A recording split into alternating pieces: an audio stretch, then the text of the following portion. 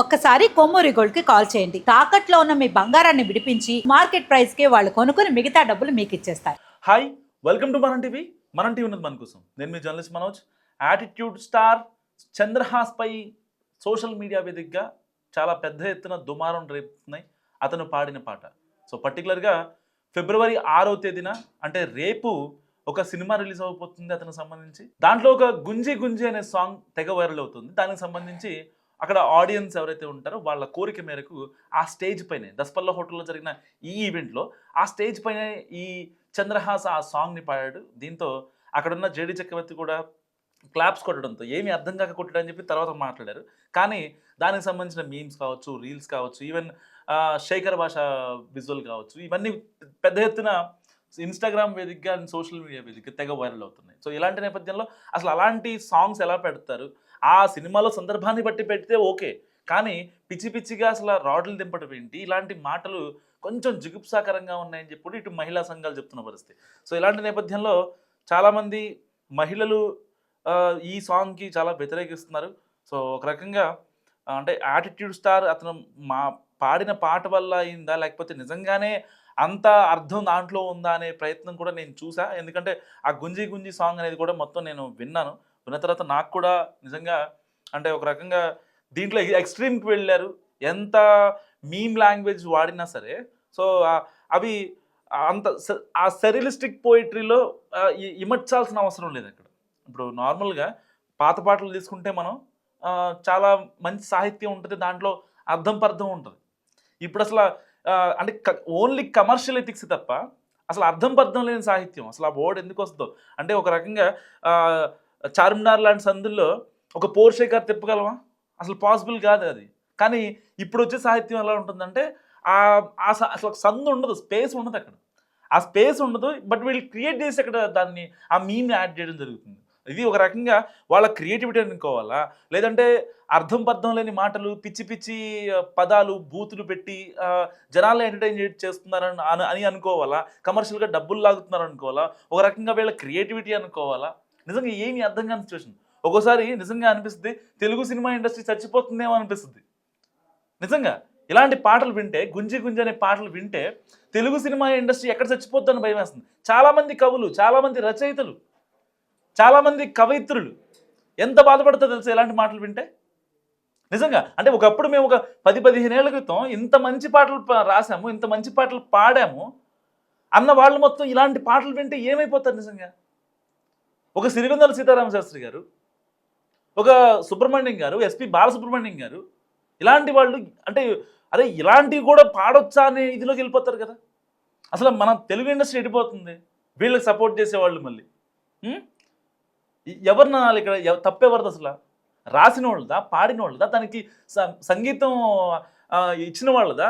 లేదు ఇలాంటి సాంగ్సే ఉండాలి, ఇది వైరల్ అవుతుంది, సో కంటెంట్ వైరల్ అవుతుంది కాబట్టి సినిమాకి ఫ్రీ ప్రమోషన్ కాబట్టి ఎట్టి పరిస్థితుల్లో మన సినిమాకి జనాలు వస్తారు కాబట్టి ఇలాంటి పెయిడ్ ప్రమోషనా? అంటే జనాలు రాబట్టుకోవడం కోసం ఎందుకు ఇవన్నీ తలకాయ నిప్పులు?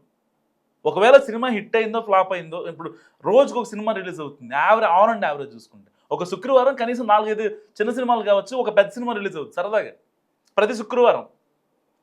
మరి ఈ లెక్కన కనీసం అంటే వారంలో రోజుకు ఒక సినిమా రిలీజ్ అయినట్టే కదా. కంటెంట్ ఉన్నదాన్ని బట్టి వస్తారు తప్ప పిచ్చి పిచ్చిగా ఇలాంటి సాంగ్స్ మాటలు రాయటం, దానికి చరణాలు యాడ్ చేసుకోవడం. సో ఇంత అంటే ఒకప్పుడు ఎంత సరియలిస్టిక్ పోయిటరీ ఉండేదో, ఒక మంచి అర్థం ఉండేది ఒక పాటలో. అంటే ఆ భార్యాభర్తల మధ్య ఉన్న ప్రేమని పదాల్లో మాటల్లో చెప్పలేని వాళ్ళు పదాల్లో చెప్పే విధంగా పాటలు ఉండేవి. ఒక తల్లి ఒక పిల్లాడి మీద తనకున్న ప్రేమని ఎలా చెప్పాలో ఆ మాటల్లో చెప్పలేదు కాబట్టి ఇక్కడ మనం ఆ పదాలు అనే తూటాలతో కొన్ని మాటలు రాస్తారు. అలాంటి సిచ్యువేషన్స్లో ఇలాంటి ఒక మంచి అంటే ఒక రకంగా మనం నేషనల్ ఇంటర్నేషనల్ లెవెల్కే మన తెలుగు సాహిత్యాన్ని పరిచయం చేసాం చాలా సినిమాలతో. కథలు తానే వసంతం తన దరికి రాని వనాల కోసం సిరివెన్నెల సీతారామ శాస్త్రి గారు రాశారు ఈ మాట.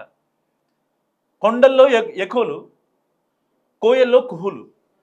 సో అంటే ఒక రకంగా ఆలోచించండి, అంటే ఎలాంటి అంటే అక్కడ స్పేస్ లేకపోయినా మంచి సాహిత్యాన్ని అందించాలి.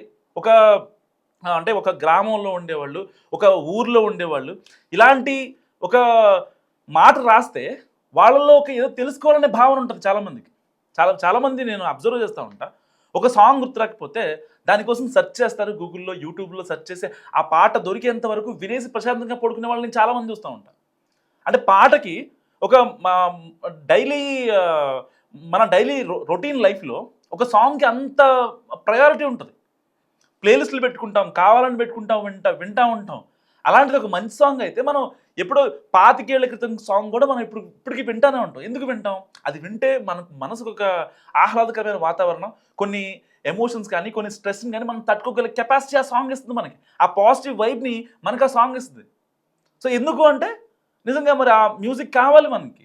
సో అలాంటి మ్యూజిక్ని అసలు ఎలా పడితే అలా వాడేసి పిచ్చి పిచ్చి మాటలతో, పిచ్చి పిచ్చి బూతులతో ఇలాంటి ప్రయోగాలు చేస్తే ఈ ఒక్క సినిమాకి ఆదరణ ఉంటుంది. నెక్స్ట్ సినిమాకి ఆదరణ ఎవరిస్తారు? నెక్స్ట్ సినిమాకి ఒకవేళ ఇవ్వాలి అని అనుకుంటే అసలు ఎవరన్నా కనీసం వాళ్ళని దేకే పరిస్థితి ఉంటే, అరే పలానా హీరో, పలానా డైరెక్టర్, పలానా పాట పాడినాడు, పలానా ఇది. సో ఇప్పటికీ ఒక చిన్న ఎగ్జాంపుల్ చెప్తా. ఆవిడ సమంత వాయిస్ ఓవర్ ఇచ్చే చిన్మయి శ్రీపాద, సింగర్ చిన్మయి శ్రీపాద ఎప్పుడో 2007, నేను 2009, 2010లో రోబో సినిమా రిలీజ్ అయింది. అప్పుడు నేను 10th క్లాస్లో నా సినిమా కూడా నేను వెళ్ళాను, మా ఫ్యామిలీతో వెళ్ళాను. ఆ సినిమాలో పాడిన పాట మొన్న అనసూయ గారు కొన్ని రీట్వీట్లు చేశారు. దానికి సంబంధించి శ్రీపాద గారు సపోర్ట్ చేస్తూ మాట్లాడితే శివ చేసిన కామెంట్స్కి బట్టల గురించి అప్పుడెప్పుడో దాదాపు 15 ఏళ్ల క్రితం పాడిన పాటని ఇప్పటికీ ఆవిడకి ట్రోల్ చేస్తున్నారు. ఎందుకు ట్రోల్ చేస్తున్నారు? రీజన్ ఏంటి? సో అప్పుడు మరి అలా పాడారు కదమ్మా, మీరు ఇవాళ ఎందుకు చెప్తున్నారని చెప్పి చిన్మయి శ్రీపాదని పిచ్చి పిచ్చిగా ఆవిడ మీద కామెంట్స్ కావచ్చు, ట్రోల్స్ కావచ్చు ఇలా మాట్లాడుకుంటున్నారు. సో అంటే ఇవాళ ఏంటనేది ఇవాళ ఎవరికి తెలియదు అన్నట్టుగా మనం కొన్ని అంటే క్షణికావేశంలో చేసే మిస్టేక్స్ ఏవైతే ఉంటాయో గతం తర్వాత ఒక 10-15 ఏళ్ళ తర్వాత, ఒక 20 ఏళ్ళ తర్వాత పబ్లిక్ డొమైన్లో కదా మనం ఉండేది. మిమ్మల్ని ఆదరించాలంటే, హీరోలను ఆదరించాలంటే ఎవరికైనా ఆడియన్స్ కావాలి. ఆడియన్స్ ఒకసారి వద్దనుకున్న తర్వాత మళ్ళీ మీ దగ్గరికి ఎందుకు వస్తారు? ఒక్కసారి నాకు ఈ సినిమా వద్దు, ఈ హీరో వద్దు, ఈ సాంగ్ నోడొద్దు అనుకుంటే మళ్ళీ రేపు ఆ బ్యానర్ని కానీ, ఆ హీరోని కానీ, ఆ డైరెక్టర్ని కానీ, ఆ ప్రొడ్యూసర్ని కానీ ఎవరు ట్రస్ట్ చేస్తారు? సో అంటే ఒక విలువ లేనిదే అది సినిమా అయినా, సాహిత్యం అయినా, ఇంకోటైనా దేనికి అనేది చాలామంది మహిళలు మాట్లాడుతున్నమాట. సో మీరేమనుకుంటారు? మస్ట్ కామెంట్ చేయండి. చూస్తూనే ఉండండి మన టీవీ.